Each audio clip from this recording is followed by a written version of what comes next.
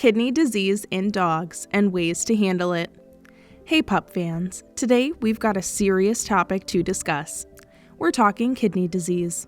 That's right, it's a serious issue, and if your dog has it, then you need all the tools and patience you can muster to handle it. In case you didn't know, the kidneys cleanse waste and flush out dirty fluid from the body. They control fluid balance, release hormones necessary for the production of red blood cells, eliminate toxins, and preserve average electrolyte balance. This is the same in dogs as it is in people. But what happens if your dog's kidneys have a problem? When a dog has kidney failure, the kidneys can no longer carry out the essential tasks effectively. That's a recipe for disaster if we've ever heard one. So in this video, we'll share all the information and know-how we can to help you cope with kidney disease in your beloved dog. We'll also talk about options for avoiding this awful condition and keeping your dog happy and healthy. Before we get started though, we've got a favor to ask. If you find our videos helpful and informative, please hit that subscribe button and click the notification bell so you don't miss any updates.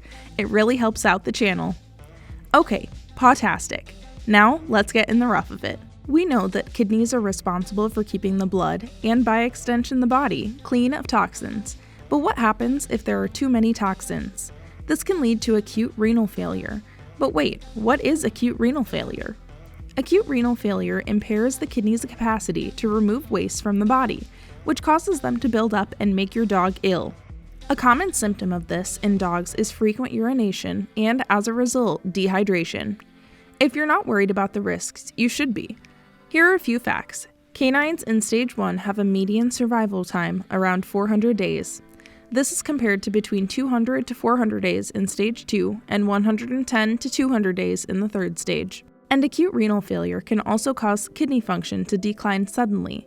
This could mean as little as a few days or even just a few hours. There's also the possibility of chronic renal failure. This type of kidney failure involves a more gradual loss of kidney function over weeks, months, or years. We'll discuss this more later, so best keep watching. Let's rewind a little bit and talk about recognizing the symptoms of kidney failure. While all kidneys have a natural lifespan, some dogs' kidneys will unfortunately deteriorate more quickly than others if your pup has some genetic issues or bad lifestyle habits. So, what are some of the indications that your dog may have kidney disease? Look for these signs: pale gums, a change in urine color, sudden loss of energy, loss of appetite, vomiting, diarrhea, weight loss, dark feces, and bad breath. Not only is it a decline in overall lifespan, but also general life quality for your pup, and that's a definite no bueno. But there is a fairly foolproof way to protect your dog and minimize the risk of kidney disease: your pup's diet. Yes, you got that right. You need to be aware of how diet affects your dog's kidneys. A proper diet is crucial in controlling your dog's symptoms if they have kidney disease or minimizing the risk of developing it if their breed is predisposed to these types of problems. Although canine chronic renal disease has no treatment, in many situations the condition can be controlled with a therapeutic diet. The type of diet your dog needs depends on his age, weight, amount of exercise, and how severe his renal illness is. Depending on their unique circumstances, keeping your dog on a rigorous, therapeutic diet may give your pet an excellent quality of life and even extend their life for a few months. Like anything concerning your pup's health, always consult your trusted vet for best options for your dog's specific circumstances. They know best. That said, here's a simple fact you should know when keeping your pup's diet in mind for kidney disease. Your pup's diet must have higher levels of omega-3 fatty acids and potassium, together with decreased concentrations of salt, protein, and phosphorus. You heard us right. Dogs with renal illness should generally consume less protein. There are two primary reasons for this, albeit it is still dependent on your dog's specific situation and genetics. The first reason is to reduce the waste produced when proteins are broken down. Second is to reduce the amount of protein that enters the kidney's filtration system. Protein places a lot of stress on your dog's kidneys, and even though they're made for it, if they start developing problems, then their kidneys need a bit of a break to recover. This means feeding your dog lower protein content food to reduce the stress exerted on their kidneys, and hopefully preserving kidney function for longer. It's crucial to understand that the amount of protein in your dog's diet is directly related to its phosphorus content. It is vital to limit your dog's protein consumption in addition to cutting back on the phosphorus in their diet. Okay, we know what you're thinking. What about phosphorus? What does that even mean, and why should phosphorus be restricted in dogs with renal disease? Phosphorus is a mineral that's essential for bone and general body health.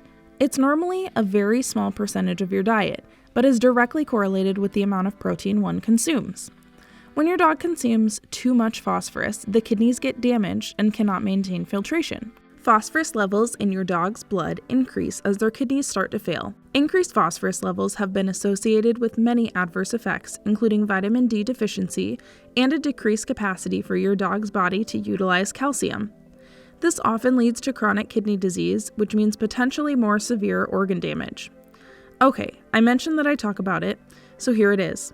Chronic renal disease is typically more complex to cure than acute kidney disease because your kidneys won't work as well as they should, given that organ damage is one of the leading causes of death in kidney disease. Normally, blood phosphorus levels in canines with chronic kidney disease through food may assist in halting the disease's progression. It's also helpful to give your dog filtered or distilled water to help with this. Although diet can help, if renal disease has already set in, then treating it early with medication is usually the only way to successfully normalize your dog's blood phosphorus levels. For more advanced stages of the disease, a prescription from your veterinarian will also be required. In addition, dogs with renal illness should also get less sodium. Why is this? Just like humans, dogs with kidney problems need to lessen their sodium intake. Your dog's kidneys will have to work less hard if they cut back on sodium, and it will help your dog maintain a blood pressure in a normal range. Beyond providing a therapeutic diet, lowering your dog's sodium consumption requires consideration of all the goodies you offer them. Basically, try to steer clear of foods and treats that have salt added. Slices of cheese and jerky should be avoided because they frequently contain excessive salt levels. Next, we want to talk about omega-3 fatty acids and why you should make sure they're part of your pup's diet. By lowering the generation of inflammatory substances that cause oxidative stress on the kidneys, omega-3 fatty acids have been proven to reduce the progression of chronic renal disease in dogs significantly. Salmon and other fish, favorites of many dogs, are frequently found in foods with higher omega-3 content. Fish oil or flaxseed oil may also help. For dogs with chronic kidney illness, the majority of store-bought dog meals probably have phosphorus and protein levels that are, unfortunately, too high. However, your veterinarian might be able to provide specific guidance on therapeutic diets. Your dog's dietary needs might also need to be met by specially prepared prescription meals with limited amounts of sodium, phosphorus, and protein. Let's not ignore the St. Bernard in the room. Your dog requires not only a balanced diet, but also enough exercise.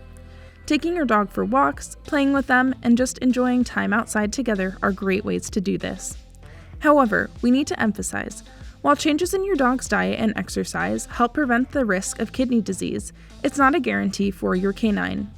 Think of these as good practices, like always wearing your seatbelt when you drive and following all road rules. It helps keep you safe, but bad things could still happen. It's important to understand that it's not always possible to prevent kidney disease. There are a few more things you can do though, if your dog may be predisposed to kidney disease. Get early medical attention for any urinary problems, such as bladder stones or UTIs. Prescription diets and supplements are frequently beneficial for dogs prone to urinary issues. Enough with the doom and gloom though, there is always some hope for our aging fur babies. Did you know there are many commercial dog foods produced, especially for dogs with kidney illness? Brands like the Farmer's Dog are able to cater specifically to your dog's needs, even kidney disease. If that's not a good option for you because of cost, then you might try making your own dog food. It may be cheaper in some circumstances, even if it is more time and labor intensive. Some dog owners prefer to be in complete control and know exactly what their dog is eating. If you're interested in trying this, check out the link in the description below. We have a few recipes that you can try out at home. It's always important to keep an eye on your pup's behavior and health. If you notice that your dog is acting up and suspect some ailment, you should bring it up with your vet right away. It's better safe than sorry. If left unchecked, canine kidney issues can be fatal. Avoid attempting to self-diagnose and treat renal failure in your dog at home. Kidney issues frequently cause life-threatening diseases that necessitate rapid hospitalization and treatment. Check with your vet before making major changes to your pup's lifestyle and diet so you can be doubly sure that you're doing everything in your power to give them a pawsome doggy life. We hope this information has been helpful. Do you have any advice for taking care of a pup with health issues? Let us know in the comments below. Maybe even share some lessons you learned from your experience. Thanks so much for watching. See you next time.